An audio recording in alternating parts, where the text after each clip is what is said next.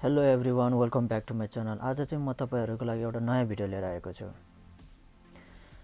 Vaccine certificate कसरी निकाल्ने भन्ने कुरामा आज म तपाईँहरूलाई सिकाउन गइरहेको छु। कृपया यो भिडियो लास्टसम्म हेरिदिनु होला है त। र सुरुमा यो पेपर लिएर आउनुहोस्। यो चाहिँ तपाईँ बस्नुहुने स्याक्सो अथवा कुयाक्समा गएर भ्याक्सिनको स्योमेसेनो सिन्से तेचुजुकी भनेर माग्नुहोस् र उनीहरूले यो पेपर दिन्छ।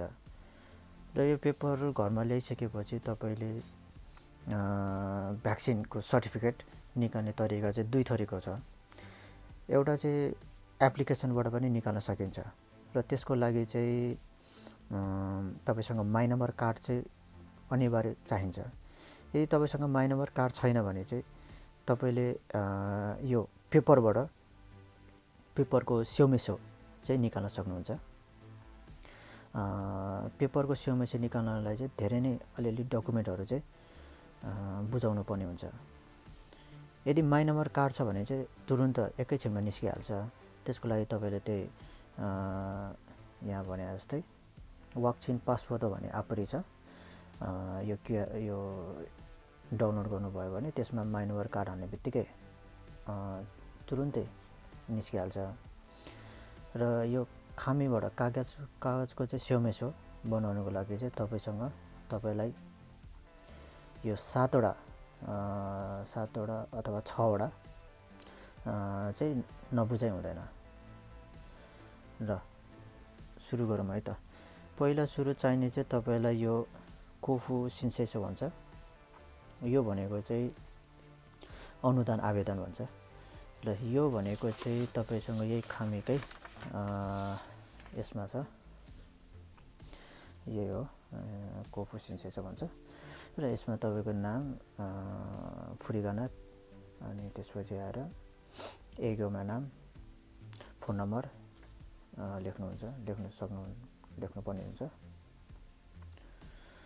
र यो 2 नम्बरमा चाहिँ यदि तपाईँ आफै एक्लै हो भने चाहिँ यसमा टिक लाउनुहोस्। र यदि तपाईँले सँगसँगै तपाईँको अथवा हस्बेन्ड अथवा वाइफको पनि बुझाउनु हो भने त्यसमा तलपट्टि नाम, अनि त्यसपछि आएर तलपट्टि यसमा टिक लाउनुहोस्। रिलेसनसिप के हो, रिलेसनसिप के पर्छ, फोन नम्बर। अनि यो 3 नम्बरमा चाहिँ इन्टरनेसनल भएको हुनाले, विदेशी भएको हुनाले यसमा टिक लाउनुहोस्। विदेशमा पनि युज गर्ने हो भने, भ्यालिड देखाउने हो भने त्यसमा टिक लाउनुहोस्। र यो तलपट्टि लास्टकोमा चाहिँ पहिला अनि यहाँ क्वेसन सोधेको छ, पहिला पनि निकाल्नु भएको छ भनेर, छैन भने चाहिँ नो लेख्नुहोस्, यदि छ भने यस लेख्नुहोस्। र तपाईँले यदि माथि तपाईँले यस लेख्नु भएको छ भने अनि तल चाहिँ त्यसको एन्सर चाहिँ इएमा क्लिक गर्नुहोस्। ए भनेको फेरि इस्यु गर्नको लागि। इनकेस यदि तपाईँले नयाँ पासपोर्ट निकाल्नु भएको छ भने, कोसिन गर्नु भएको छ भने त्यसको लागि हो। र यो भइसकेपछि त्यसको पछि 2 नम्बर भनेको तपाईँको पासपोर्टको फोटोकपी, अगाडिको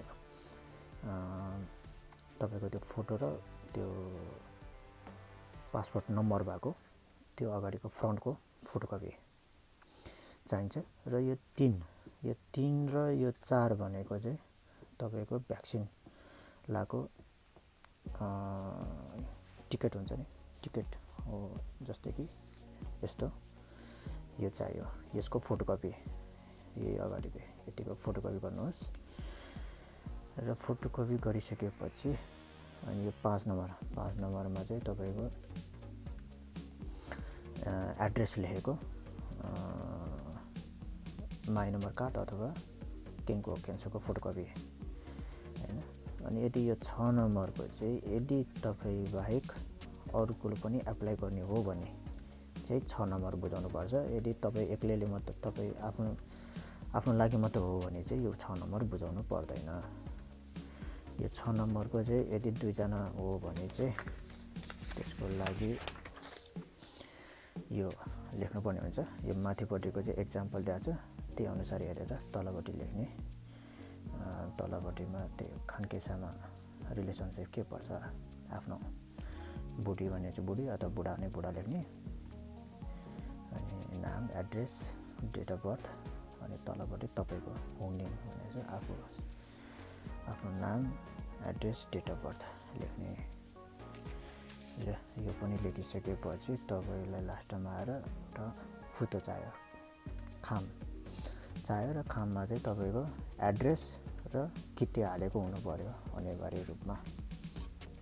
जस्तै कि यसरी किते 84 को किते हाल्दा पनि हुन्छ। मैले चाहिँ अलि 94 को हालेँ, अलिक धेरै नै भयो, केही छैन। अनि त्यसपछि एड्रेस अनि नाम लेखिसकेपछि यति 6वटा अथवा 7वटा भइसकेपछि सबै रेडी भइसकेपछि अनि यसमा अनि कम्पनीमा गएर अनि यो रेता पाकमा हालेर अनि पठाउनु होला। र यो रेता पाकमा हालिसकेपछि यो खामीमा लेखेको यो एड्रेसमा हालेर पठाइदिनु होला है त। 1 week later. फाइनली 1 week पछि मेरो भ्याक्सिन सर्टिफिकेट आएको छ र भित्र खोलेर हेरौँ है त भ्याक्सिन सर्टिफिकेट भित्र के लेखेको हुन्छ भनेर। सो भ्याक्सिन सर्टिफिकेट भित्र चाहिँ त्यही इङ्ग्लिसमा जापानिजमा लेखेको हुने रहेछ। नेम भइहाल्यो, डेट अफ बर्थ, अनि नेसनालिटी, पासपोर्ट नम्बर, अनि त्यहाँबाट आएर QR code, domestic use in Japan, अनि इन्टरनेसनल ट्राभलको लागि क्युआर कोड, अनि त्यसपछि आएर भ्याक्सिनको डेट, भ्याक्सिनको टाइम, अनि त्यहाँबाट manufacture, product name, lot number, vaccine लागेको कन्ट्री। सो यस्तै लेखा हुने रहेछ। So this much for today's video. Thank you.